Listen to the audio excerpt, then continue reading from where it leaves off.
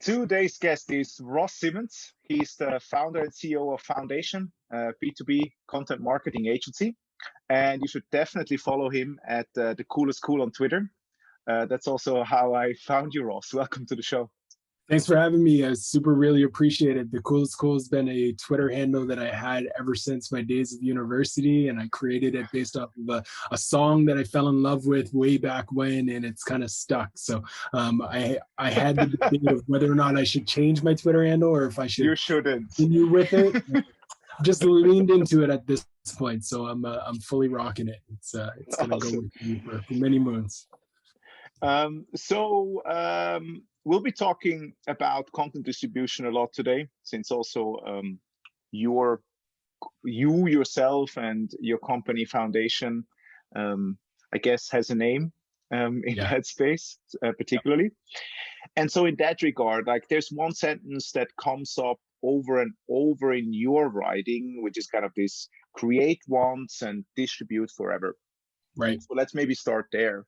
Can you elaborate on that statement and explain your philosophy behind? Yeah, for sure. So it starts with a real life situation, right? And that would have been when I first got started into the marketing world and I jumped out of university. I immediately started to create content. I was creating content in the world of fantasy sports, and I was publishing content into a community where there was already thousands, if not millions, of football fans. And every time I would press publish on those pieces of content, they would resonate, they would get a ton of traction. I was able to pay for a good chunk of my university education on the back of this. Like, it was working really well because I was going into a community where people were. But as my marks went down, my parents told me, Ross, it's time to shift your content world and start focusing on what you're doing in school. So I started to write about marketing. But when I pressed publish, I was met with crickets. And I quickly realized, like, the marketing content that I was creating, I believed was pretty good. But I got 2 likes. One was from my mom, one was from my buddy Matt. And I realized in that moment that the content itself can be great. The content itself can be amazing. It can be awesome. It can be worth reading. It can be educational, engaging, entertaining, you name it. But if nobody sees it, it's for nothing. And in that moment, I realized, like, my network wasn't marketers. So I needed to build a community. I needed to get that content in front of the right people to actually get traction. So you fast forward a few years later, and I realized that the same challenges that I faced in those early days of getting traction in the marketing industry, a lot of brands suffer from today. They press publish on a piece of content. They think that that's the end of the job, and they don't realize that that is not the end of the life cycle of the content. That is just the beginning. That's when you're supposed to amplify that content in a community. That's when you're supposed to share it on your LinkedIn, on your Facebook, in an email newsletter, in a subreddit, in a Quora answer. You're supposed to take that, turn it into a carousel post that shares on your Instagram. People oftentimes make the mistake of just pressing publish and calling it a day. What you need to do is create the content, make it amazing, make it awesome, but then distribute that content effectively, consistently for the rest of eternity. Like, as long as that asset can add value to the lives of the people you're trying to reach, you should be amplifying it, you should be promoting it, and you should be distributing it. I mean, I resonate a lot with it because I was B2B marketer in-house for a long time, and also leading marketing teams. And it was always a struggle because, even if you have a content team, you create a lot of content, you do blog posts, you do webinars, you do all of that, podcasts and so forth. And I had the same problems. Unfortunately, I didn't realize it so early. But I had the same problems, and that was always kind of met with the same kind of crickets that you just described. Yeah. And so, like, a lot of teams that I meet today or that we work with, they do have a content team, and they're pretty used to like a regular cadence of content creation. Right. Now, what kind of profile does someone have, or what kind of even tasks does someone have that could distribute this kind of content? Like, is this the same person, Right. Good question. Because they're pretty busy usually, right? Yeah, 100%. So it differs depending on case by case. I think when it comes to, let's describe it as a early stage company. I think in those like very, very early stage, when you're the only marketer, you're the only person on the team, in those situations, you've got to create and you have to distribute. You also have to optimize. Like you're running the full gamut of the various things that a content team can do. When you start to get a little bit bigger and you start to have budget to build out a real content team, I think there's a lot of value in actually allocating in full-time resource to be a content distributor, a content distribution expert. And it's kind of very much similar to the role that a lot of us have kind of positioned as social media managers, but those people can move into this type of a role quite well. I think that there needs to be a very deep connection between the creator and that team or that individual. So there's a bit of a mind meld around the asset that is being created and then the way in which it is being distributed. And that can happen when the team is a bit bigger. In an ideal world, though, the creator, the people who are creating the assets can have some fundamental, deep understanding of content distribution to the point that when they press publish on the piece of content, they have also included in that draft of the content, this is the LinkedIn post that is going to go up to amplify this because they know what the post is about. They're going to write the tweet, the Twitter thread. They're going to write they're going to find the subreddit that this is going to go into and how they're going to position it. Maybe the strategist will tell them these are 3 questions on Quora that we think you need to answer. Can you answer this as a part of your process for creating the asset? So the way that you go about it is going to really depend on your commitment as an organization to how important you believe distribution is. And for the most part, a lot of organizations don't really view it as important yet. Like that's the biggest challenge that we are up against as creators is like, or as content creators and content marketers as like our expertise and our specialty is that a lot of organizations view content as a production play. Post out, success. White paper out, success. They don't really focus too much on what happens afterwards. So you're up against that. But what I would say is, long story, a little bit longer, the ideal situation would be that either someone owns that role or you train the creators to also have that skill set. And then like in terms of split, I mean, obviously this is like a very vague question. In terms of just split for like, let's say a B2B SaaS company, they have 50 employees, maybe 5 marketing. What's the split between like creation and distribution, right? In the ideal case. Yeah, I think it would be, it's probably 80-20, like 80% of the team can be focused on creation because distribution doesn't take as much time, right? Like the reason why you can distribute forever is because it's little bursts over the course of the rest of eternity. It takes you 20 minutes to write a status update. It takes you 10 minutes to write a tweet, right? Like those efforts don't take as much time, but the outcome can be significant. It doesn't take you as long to answer a Quora question and link to one of your assets as it may have taken to create that asset. So I would lean heavily still from a resourcing standpoint to creation and then allocate some energy to distribution and give those distributors essentially carte blanche to say, all right, for the rest of eternity, everything that they create, you're going to distribute and you're going to go through a checklist and find ways to distribute them. We're going to run experiments and that type of a thing. And then how do you like, what is the content that is most, I guess, suited for the kind of distribution that you are talking now? Because I mean, obviously there is also kind of SEO plays, or do you also already, is that type of a distribution in how you're talking about it? Like, how do you kind of slice and dice it, even just for like foundation or some of your clients? Yeah, so everything can be distributed, but everything has a different track that it could follow, right? So let's start with the SEO content. So the way that you distribute SEO content is going to be very different from a piece of content that was developed with the intent of generating leads, right? Like a piece of content that was intended to generate leads is very different from a piece that is intended to rank #1 in Google.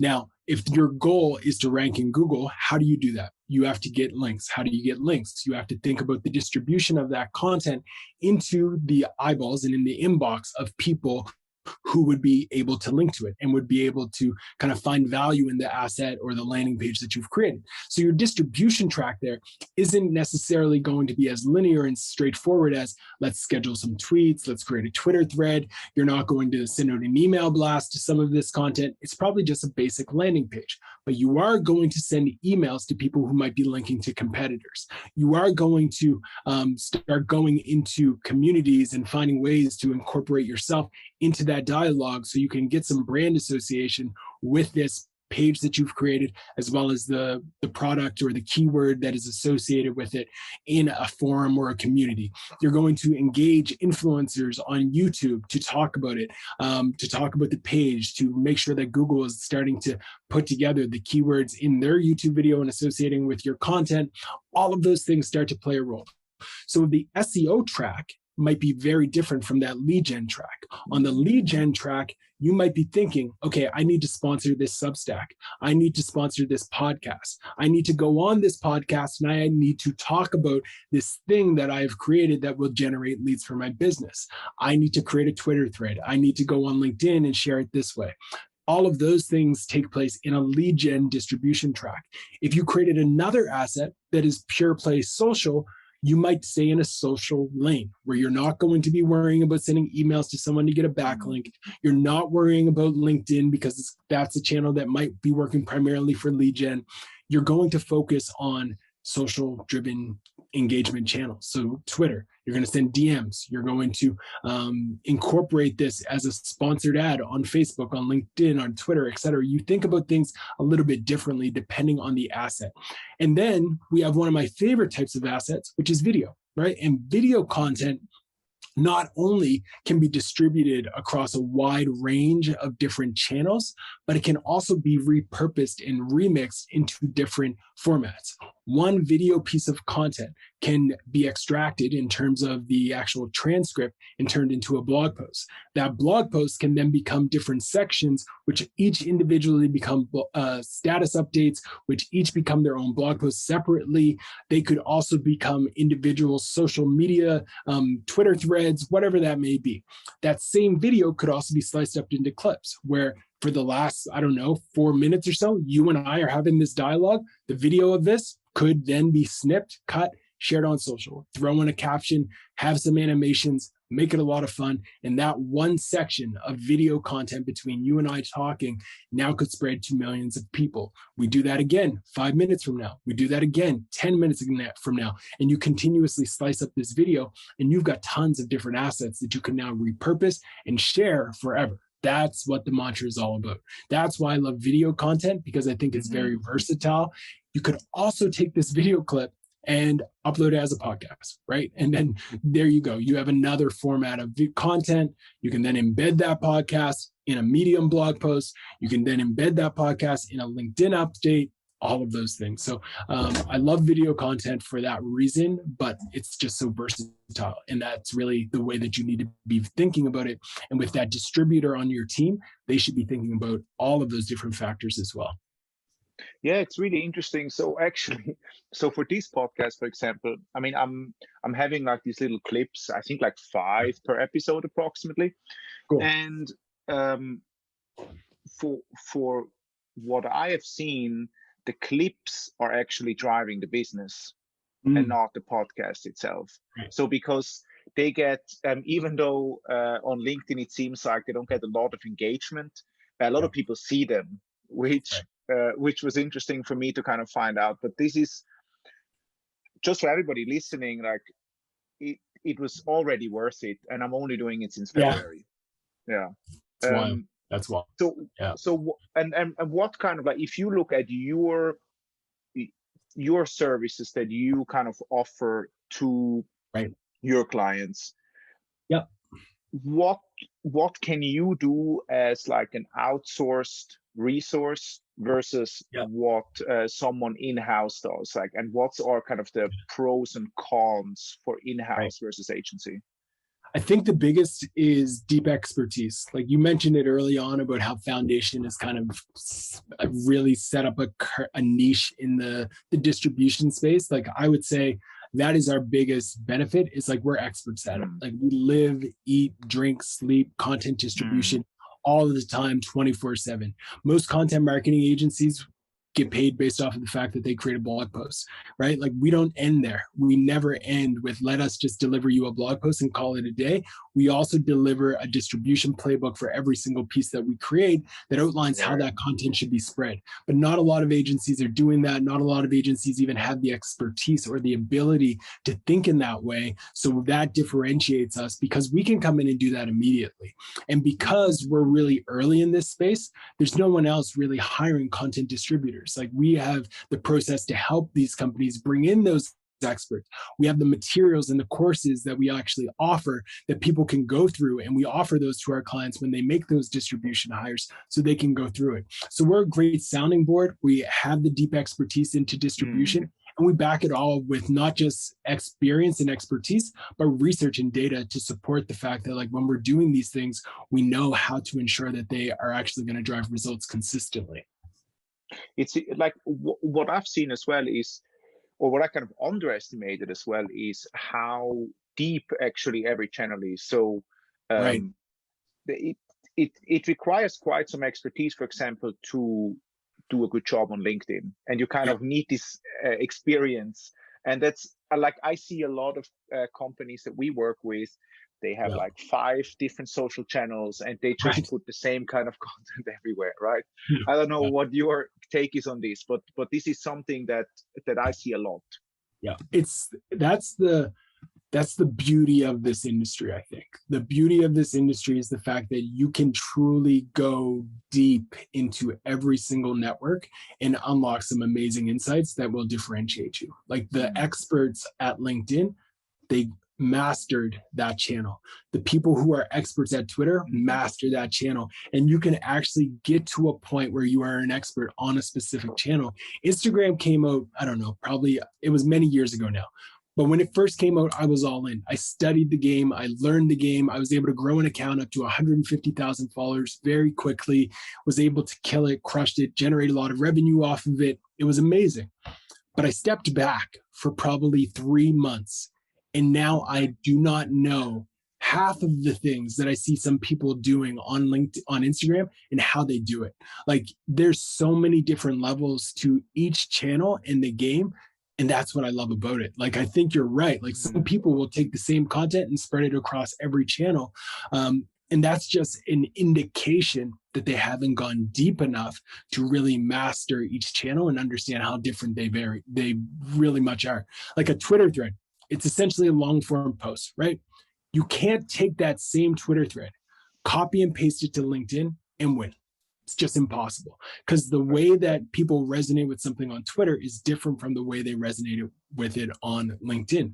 I've shared memes on Twitter that will get 5 likes. I then take that same meme, share it on LinkedIn, and it gets 10,000 shares. Like, it's a completely different community. The algorithms are different. The discovery page on Twitter is very different. On Facebook, the whole dynamic around what drives shares over there is different. But I think that's the beauty of our space. It's the fact that you can go really deep in a channel, understand everything about it, and truly crush it on that channel. Similarly, you can go over to another channel like Reddit and it be very foreign to you. And as much as you're still a digital marketer, you just don't get that one channel, right? Like that's kind of the beauty of it. And it opens us up in an ecosystem where everyone has the opportunity to go deep. Everybody has the opportunity to learn about these channels, find their expertise, find their lane, and become great at it. The question is whether or not you're willing to put in the time and the work to do it, right? Like that's all it comes down to, is whether or not you're willing to test, you're willing to tinker, you're willing to ship things, you're willing to have some flops and learn from them. That's it. Or lots of flops, yeah. Lots of flops. Lots of flops. Like I remember when I first went into Reddit, I saw somebody tweeted out something about Reddit not being for marketers. And I was like, there's no channel I can't crack, right? Like there's no channel I can't do. So I'm like, I'm going on Reddit and I'm going to show you that you can do marketing on Reddit. So I go on, I take all my past blog posts. These were blog posts that had made the front page of different communities. They were trending on Twitter before. Like, these were fire articles. I go in, I start submitting them to all of these different subreddits. In like less than 2 hours, I was blocked. I was banned from Reddit. And I'm a Redditor. Like, I'm a Redditor at heart. Like, I'm like, this sucks. I'm banned from Reddit. Like, I have to start a new account. But I was blocked. But I didn't quit. Like, a lot of people would have been banned and blocked and be like, I'm not doing that again. No, instead, I studied the channel. I studied the communities. I took the time to reverse engineer what worked well in those communities. And I quickly realized that a shortcut to winning in Reddit is simple. You go into a subreddit, you sort the content by the top posts. For the last year, you analyze that, look for trends, look at what type of content people want. You study what type of content gets a lot of engagement, what gets the most upvotes, which gets the most comments, all of those different things. And you let that guide you in sense of, okay, I need to create content just like this, except in my lane, with my twist, with my spin. And if you do that, you'll make the front page. I've been on the front page after I got blocked probably 12 or 15 times, right? And I can say with confidence now that I can do it in my sleep, but it's because I didn't quit. It's because I didn't just get blocked and banned and be like, all right, bye, Felicia, I'm done. I can't do this anymore. It was more like, I'm going to keep going. I'm going to try this. I'm going to experiment with it. And I'm going to go deep until I can crack the code. And this is the beautiful thing. Like, you kind of paint it as a game almost, right? And so you can basically deconstruct what's working, and you can, just like in sports, you can actually look at the best players and see what they're putting out, right? What are they doing? And you see formulas. I mean, I've seen this on LinkedIn with a couple of people, and same on Twitter for sure, and on any channel.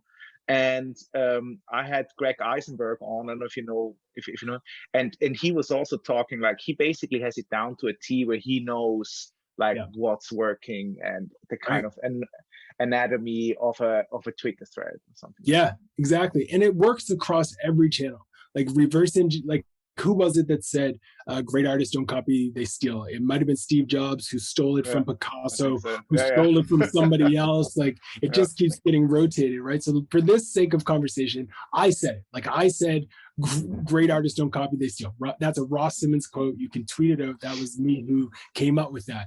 In marketing, it's the exact same thing. Like, great marketers are able to take inspiration from the best and use that to inform how they should be creating content as well. If you go to the Discover page on Instagram, Instagram is not a channel that a lot of B2B marketers think about as being a place for them.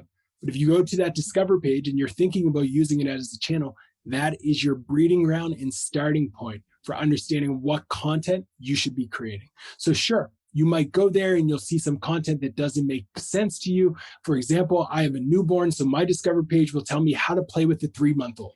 That has nothing to do with business. But what I'm going to do is I'm going to reverse engineer the format. I'm going to think, okay, this is interesting. They have a carousel that's talking about how to play with the 3-year-old. Then they have these swipe through things that have individual points. So what do I need to do as a B2B marketer? I need to create a piece that talks about how to sell to your CEO, right? And then on every slide in that carousel, it's going to have an individual point.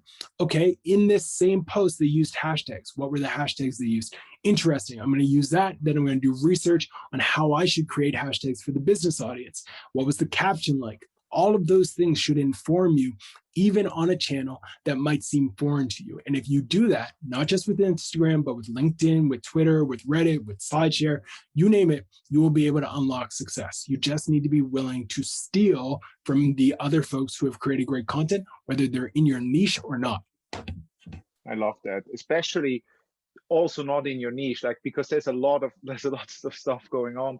And for like, if you come, like, let's say a new client comes to you, and you're trying to say, like, okay, let's start with one channel. Like, what are the kind of the criteria that you evaluate that first distribution channel that you want to master, or you want this company to master? So it comes down to 2 things at first. It's audience fit and then whether or not competition is there in a significant way. So what we look at is like how a matrix. a matrix, Okay. exactly. Yeah. So we look at it from a matrix lens, and it's like, all right, how much of our audience is there? Like, is it fully like 100% aligned? We know with confidence that our audience is on this channel. If so, okay, great. They're going to be at the top of that matrix. We know that they're there. Then we ask, how competitive is the space? Like, is every competitor there? Is everyone there? Is everyone being creating content that we're competing with, et cetera? And then we map that as well. And what we're looking for here is a gap. What we're looking for is to see, is there a channel where all of our audience is, but our competitors are not there? And what that is going to be considered is like a money channel. And it's a money channel because it means that the audience, our audience and the people we're trying to reach are certainly there, but our competitors are sleeping on that channel. Instagram feels like that to me as a B2B marketer, where I'm pretty confident that B2B marketers are scrolling through Instagram. They're using it. They might not be using it for business, but they're scrolling through and they're using that channel. And not a lot of B2B brands are using that as a network. Okay, that's an arbitrage opportunity. At the same time, we know with confidence that all of our competition is on LinkedIn. We also know that all of our audience is on LinkedIn. So that is a channel as well. That's a very saturated channel, but our audience is there. So we want to use that as well because it's a guarantee. We know every single time that our audience is going to resonate with the content, but we are in a very competitive space. In other areas, you're going to have a spot where all of your competitors are, but your audience isn't really there. That's like a trade publication. No one's buying them anymore, but like a lot of competitors might be buying magazine space in those trade publications. And then you have the subreddits, you have those simple Slack groups, a Discord group, etc., maybe a Substack community. Those are things where your audience might not really be there at a significant scale, but your competitors aren't there either. And that's a question mark channel, but it's something that you can invest in and unlock a lot of insight around if you can do it first. If you can be the first to be in a channel where your competitors are not even seeing the opportunity, such as sponsoring a bunch of Substacks 4 years ago, sponsoring podcasts, all of those things, if you were early, gave you an advantage. If you look at MailChimp and their sponsorship of Serial, the podcast a few years ago, a brilliant effort, right? Like they come in, they sponsored it. This has never been done before, especially for a software company on this scale. They got lucky, like Serial took off and was like an amazing podcast. But like those types of opportunities are what you are looking for as well.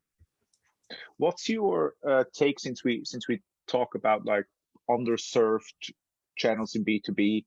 Yeah. What's your take on like influencer marketing in the B2B space? Like, well, I mean, I guess it's a bit of a different take, but there are like what I'm seeing is there are a lot of influence. Like, I mean, you are a B2B marketing influencer to a certain extent, right? Or like Dave Gerhardt is one, or like Chris Walker, and so forth, or people with podcasts and newsletters and so forth. So how do you think about that? Like, are you thinking about that? Like, where do you put that on the map?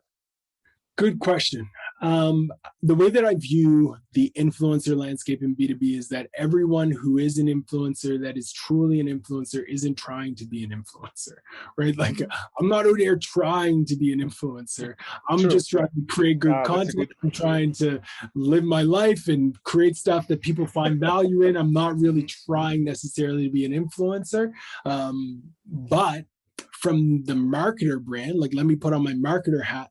And I haven't done this exercise, but if I was to think about it, I would view myself as, yes, an influencer who I would want to engage to talk about my product, to engage, to write about my product. So how would I go about doing that? I would send the DM. I would try to find a way to add value. I would try to find a way that I can provide some type of assistance, et cetera, that's going to result in me wanting to collaborate with these brands. And I think that's a real opportunity. I think it's a real opportunity, especially now that we're talking about it. This is purely like brainstorming a bit, but like I feel like there's a play for influencer marketing in B2B from a affiliate lens, from a referral lens, from a alignment of values and outcome perspective. So if you look at Instagram influencers, what are they oftentimes selling? They're selling a skinny tea, they're selling a face cream, they're selling a new perfume, they're selling some type of new weight or protein shake, whatever it may be. In the B2B world, like you can imagine engaging with influencers who have a specific audience and saying, look, if you get any sale to this product, we'll create you a custom landing page, kind of like what Tim Ferriss does for various teas and things like that. Like you could partner with influencers in that regard and say like, go to insertbrand.com/Ross for 5% off. That's a play, right? Like I think there's a real play there for brands.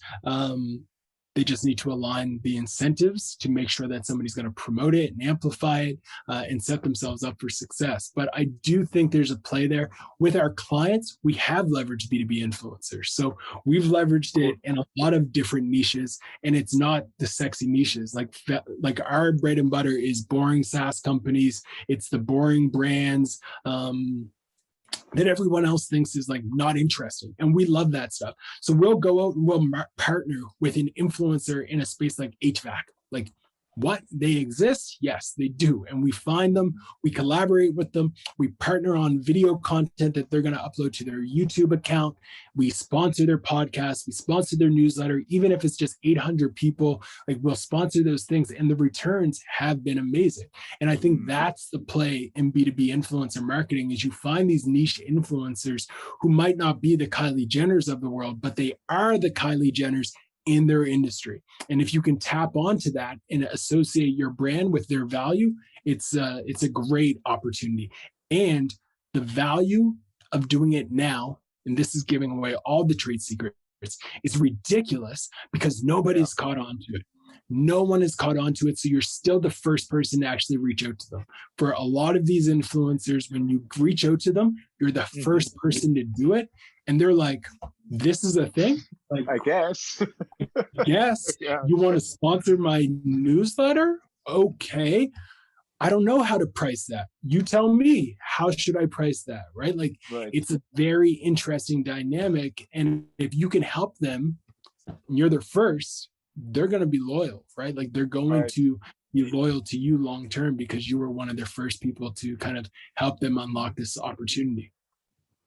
And I mean, you just mentioned it as well, right? You said like, I'm not really an influencer. I just love to talk about marketing. Right. And that's, I guess, the difference in B2B, right? I mean, it's a bit of a different dynamic, but I see huge potential in there as well. I mean, you mentioned like a playbook already, like a few things that people can immediately do.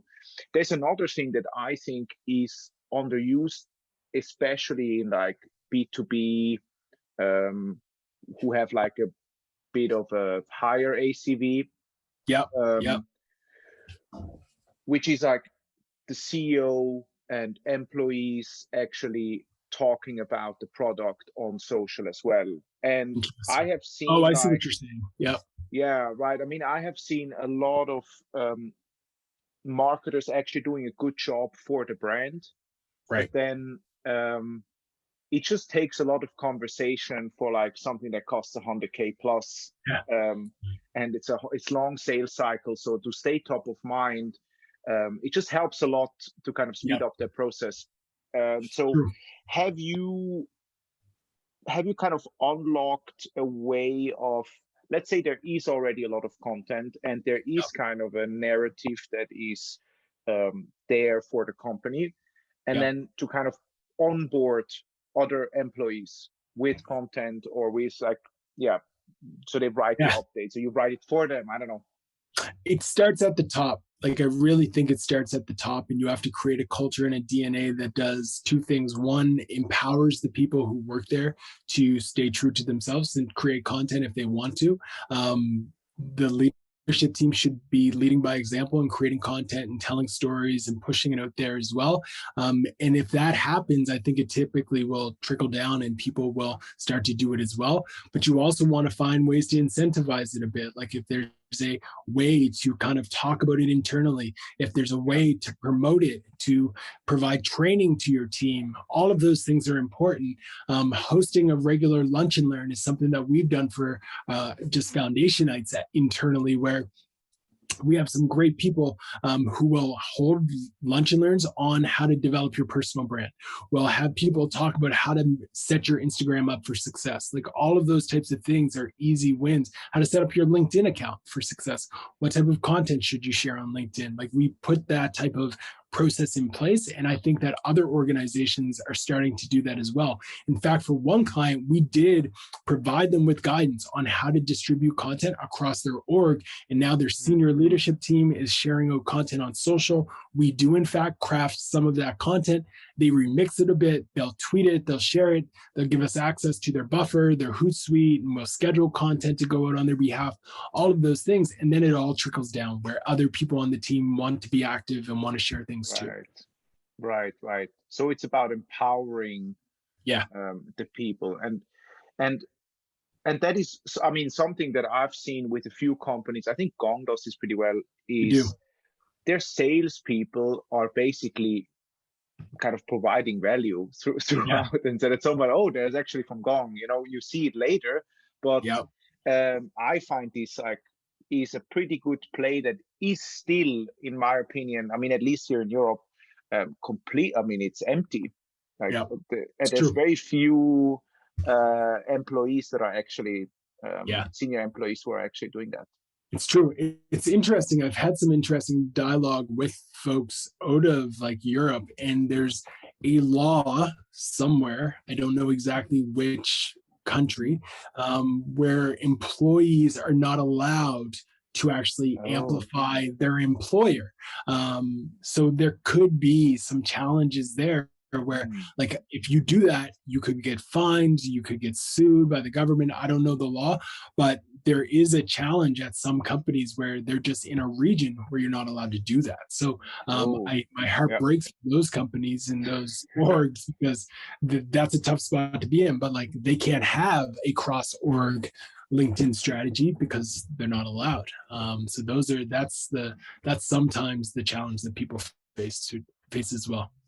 Yeah, I think it's an important caveat, so check that first before you go out. I think, I mean, what it comes down to me, if we go into the bit in kind of to the branding corner, I mean, in the end, when employees are talking about your company, it just adds a lot of authenticity, which I think is very important to create a brand that is kind of real or kind of almost personified.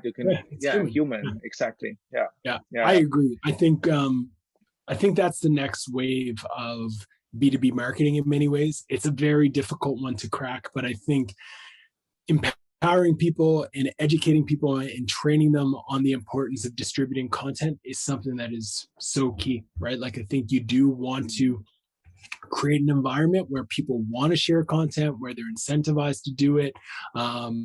It's important. And I would say like Gong has put on a masterclass at how to do that across the entire company. Like they've definitely done that really well. And you want to encourage that yourself, like within your org. If you're at a B2B company, you want to be thinking about how can we do something like this as well. I think it's very important for sure. It's like, so also I think Gong has an interesting approach in terms of that it almost sometimes feel like a little bit B2C how they are doing things, right? Right. And I see that more and more. I mean, I think it takes a lot of guts to do that as well, and like a good narrative. But I love that trend as well because in the end, it's still people. It's so true.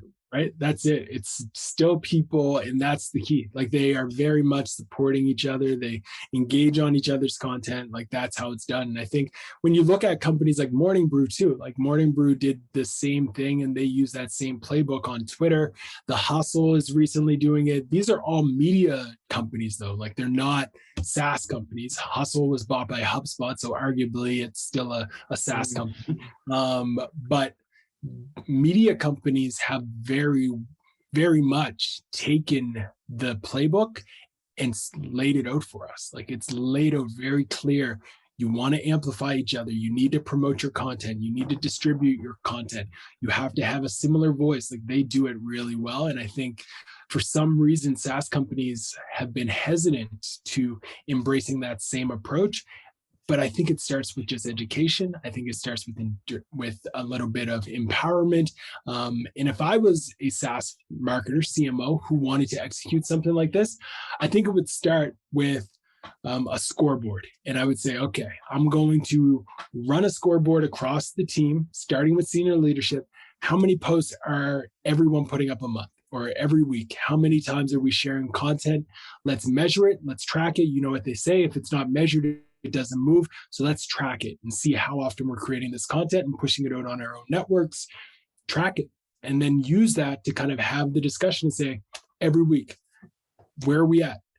50% of our goal got accomplished last week. And then you consistently hold people accountable to doing it. So if I was in that seat, that would be the approach that I would take. But I wouldn't just throw those numbers out there and say, that's it. I would then say, okay, every month, I'm also going to have a session where we talk about ideas for what we should be sharing on social. Mm-hmm. So you're going to impact at this point your content culture internally to guide that and to make sure that your team is actually not just empowered to do it, but informed and equipped to do it. So the mantra at Foundation is like having this idea of shaping content culture. And what we believe is that content culture, which is the way that your internal org views content, is going to have a massive impact on your business's value at large. So as a C-suite exec, as a leader, as somebody in marketing, my step would be, first, let's identify where we want to go. Then let's educate and influence the culture internally through education, through empowerment, etc. And then you just act and execute from there. That's awesome. I love that, because content, I mean, since we work with a lot of like enterprise SaaS, like I mean, in the end, there is very little short-term stuff that you can actually do. And so brand becomes more and more important. And I'm happy that there are people like you out there who talk about something like that. Like content culture is an awesome term, because I mean, in the end, I'm not sure, maybe must have been Dave Garrett as well, like who talks about like actually a marketing department being more of a kind of publisher, like you mentioned before, something like a mail brew in a way, right? So it's more like a publishing house in-house who just constantly make sure that you're top of mind while the person is going through this kind of buying process. Exactly. That's 100% it. Like, you really do have to understand, embrace, and value the idea of like truly just impacting the culture of your content and thinking about it as an impact and the impact that you can have on the entire org. It's so key. Do you, so, I mean, if we go a bit into the kind of tactical setup of how you do it at Foundation.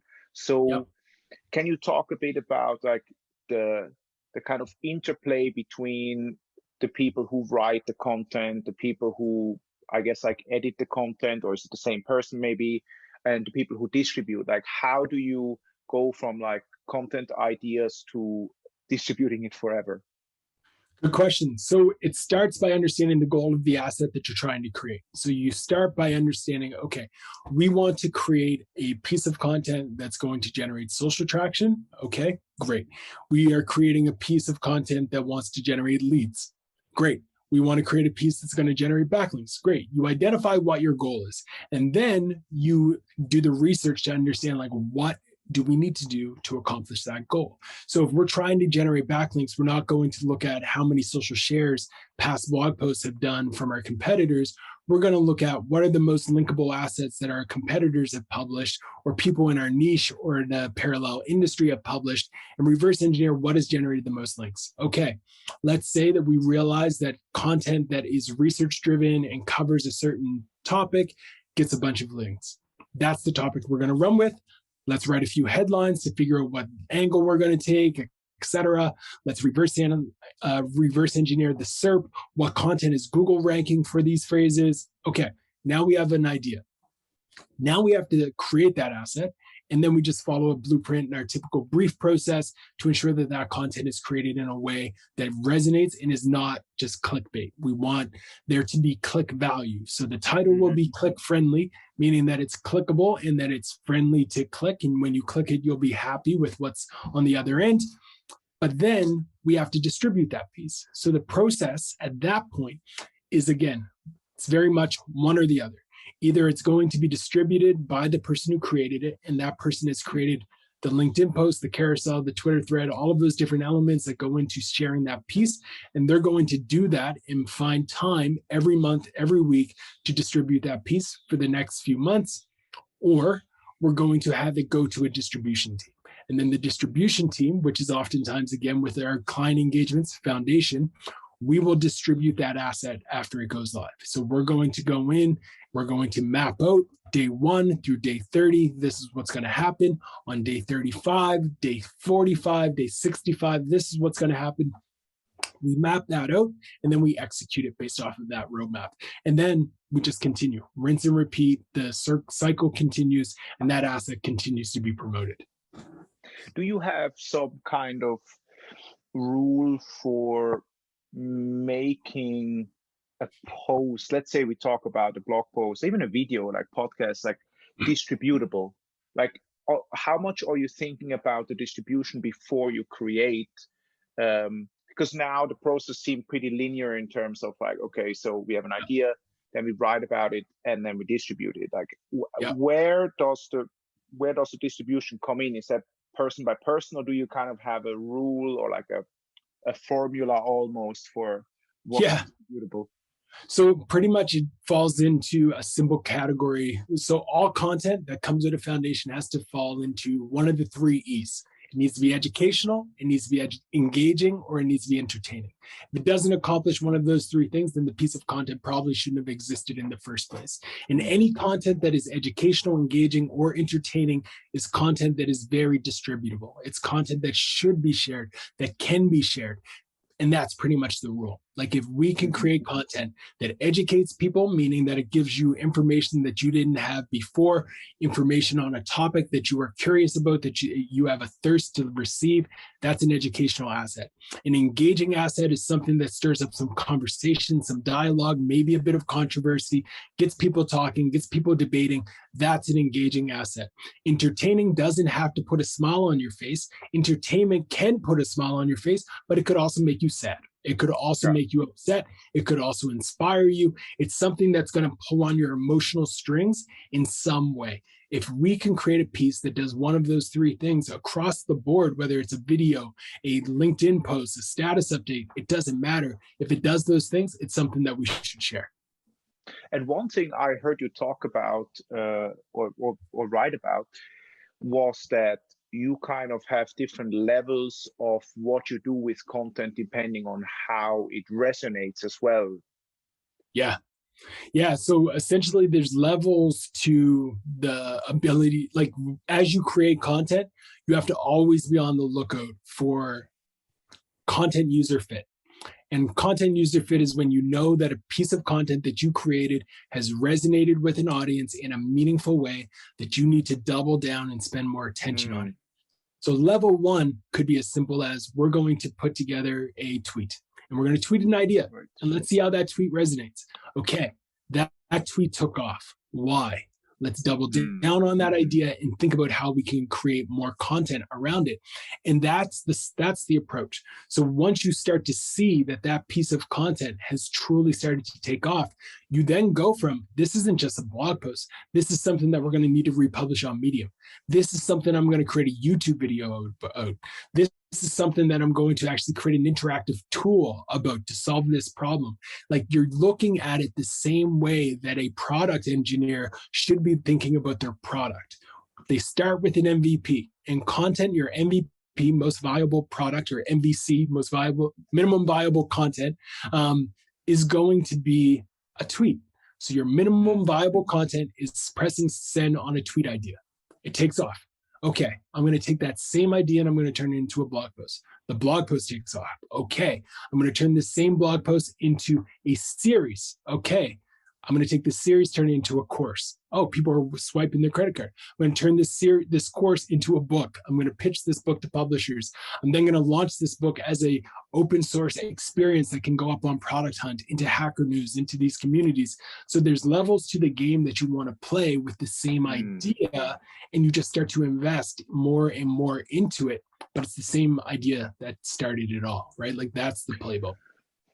So question then. So, like, there is also this notion that you mentioned at the beginning, right, where you have a blockbuster kind of content piece, and then you kind of break it down. And what Right. you describe now, if I understood you correctly, is the inverse, where you basically have a shit ton of tweets and you Yeah. see what sticks, and then you kind of piece it together from there. Like, Yeah. is are you doing both, or Yes. like basically, yeah, okay, so you're doing Yeah. both. So you're doing both, right? Yeah. And what happens is from the tweet, you get up and you have this bigger asset. That doesn't mean it stops, right? Like now that bigger asset that you've created, that let's say was a, I don't know, 500 word page book, now you have chapters. So those chapters now start getting broken down into other pieces of content.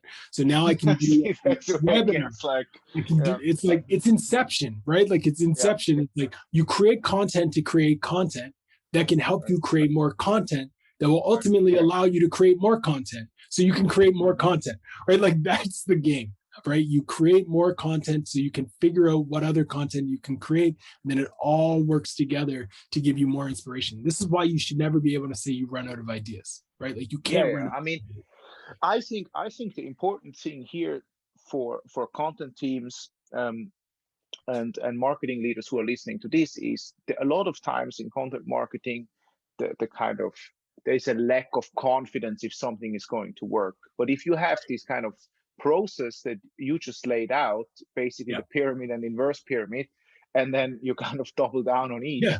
each, you are following a thread of stuff that works, and you Exactly. already know it before you create it. In a way, obviously it That's won't like be a blockbuster every time, but No, exactly. Like sometimes the chapter might not resonate with as many people as the entire piece did before. That's okay.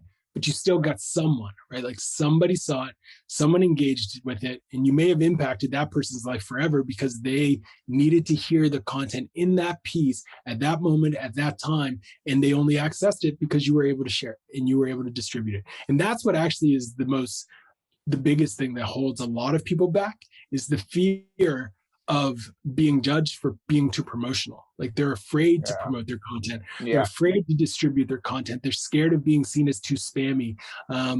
Just promote it. Just ship it. Like you're doing a disservice to the people that you could have helped by just holding on to your content instead of sharing it.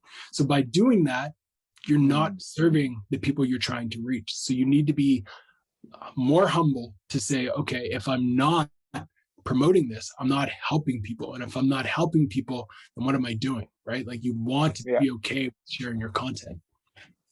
And to kind of close this one out, uh, I have I've put up a podcast snippet of Rand Fishkin talking about why agencies are actually helpful. He runs most of SparkToro with agencies, Yeah. and there was one bit that got a lot of controversy, which was basically like he said agencies have a higher incentive to do good work than in-house people. He Mm, kind of said, right? right. And so I kind of started to talk about that in the newsletter.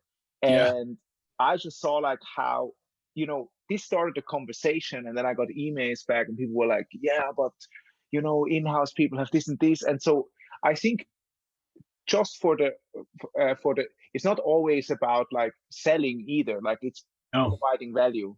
And I Yeah. think that provides value, right? Like you start a conversation around like, okay, Yeah. but I thought agencies, they only care for themselves, and and, Right. and Yeah. in-house, yeah, yeah, Educate, engage, entertaining, right? Like that's the engaging side. If you can start a conversation, you're doing your job because that's what people want. People do want conversation. Like as yeah, much as we live in a time where conversation isn't oftentimes seen as something that you can have with each other and have a true, honest debate, it's important to have one. Like yeah. it's important to have dialogue. It's important to have very harsh conversations and true conversations on this stuff.